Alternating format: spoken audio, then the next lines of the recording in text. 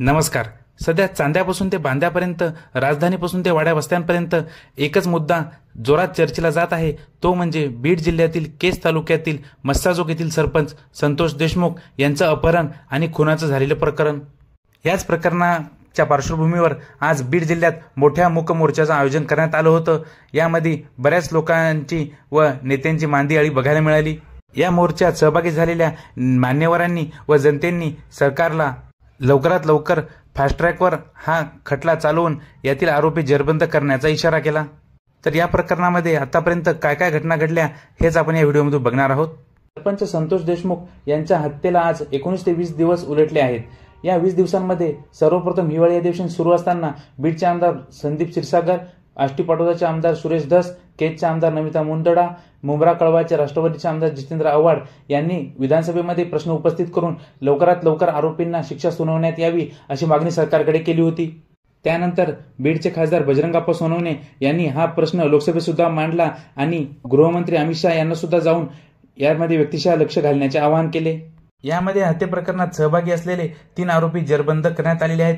तरी मुख्य आरोपी असलेला सुदर्शन घोले अजूनही फरार आहे आणि धनंजय मुंडे यांचे निकटवर्तीय मानले जाणारे वाल्मिक कराड यांच्यावर सुद्धा या खुनाचे आरोप होत आहेत.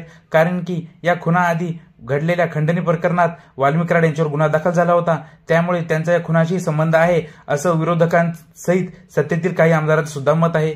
प्रकरणाबद्दलचा प्रश्न पत्रकारांनी धनंजय मुंडे यांना विचारला असता ते बोलताना असे म्हणाले की होय, वाल्मिक कराड माझ्या जवळचा व्यक्ती आहे आणि यात लपवण्यासारखं काहीच नाही. तो जसा माझ्या जवळचा आहे तसाच सुरेश धस यांच्या सुद्धा जवळचा आहे. या प्रकरणाचा सखोल तपास चालू आहे आणि जे सत्य आहे ते जनतेसमोर येईलच.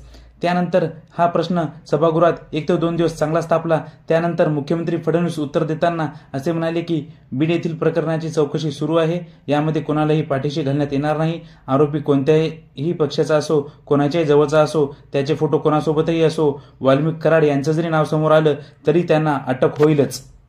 अधिवेशन संपल्यानंतरही हा प्रश्न कमी नव्हता. याची तीव्रता आणखीनच जास्त वाढल्याची दिसून आली. आमदार सुरेश धस यांनी पत्रकार व प्रसारमाध्यमांसमोर हा मुद्दा लावून धरला व या प्रकरणातील मूळ आका शोधलाच पाहिजे.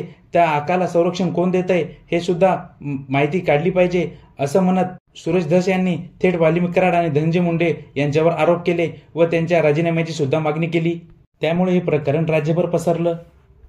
या प्रकरणामध्ये आतापर्यंत शरद पवार, अजित पवार, प्रणिती शिंदे, परभणीचे खासदार बंडू जाधव, बीडचे खासदार बजरंगाप्पा सोनवणे, बीडचे आमदार संदीप क्षीरसागर, मराठा आंदोलक मनोज जरांगे पाटील यांनी मृत संतोष देशमुख यांच्या कुटुंबाची भेट घेतली व त्यांना सांत्वन दिलं आणि कुटुंबाचा व जनतेचा आक्रोश बघता आरोपींना लवकरात लवकर शिक्षा सुनावण्यात यावी अशी मागणी सरकारकडे केली. आता याच प्रकरणाच्या पार्श्वभूमीवर बीड शहरामध्ये मोठ्या मूक मोर्चाचं आयोजन करण्यात आलं होतं.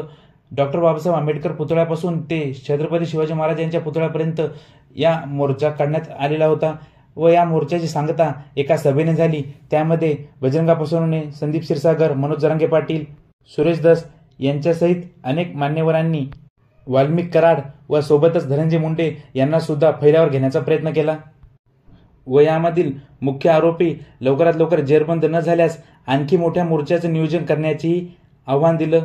त्यामुळे बीड शहरात चांगलंच तणावपूर्ण वातावरण निर्माण झालेलं आहे.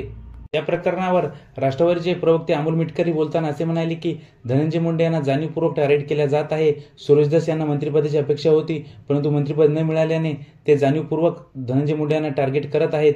यामध्ये धनंजय मुंडे व वाल्मिक कराड यांचा काही संबंध नाही.